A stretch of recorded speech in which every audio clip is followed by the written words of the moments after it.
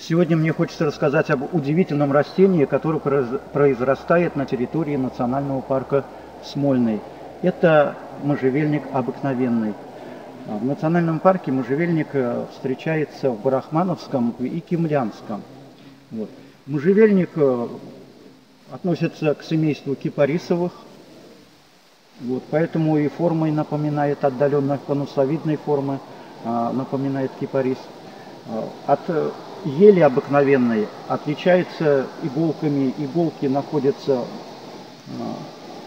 по 3 в мутовке, и они более острые и более короткие, чем у ели обыкновенной. Но можжевельник, он выделяет большое количество фитонцидов, которые убивают микробов. Обычно высота его не превышает 2-3 метров, но иногда встречаются настоящие деревья высотой более 10 метров. Крупные экземпляры можжевельника обыкновенного можно встретить лишь в Норвегии и Швеции, а вот в России встречаются деревца не выше 5 метров. Продолжительность жизни растения составляет более 600 лет.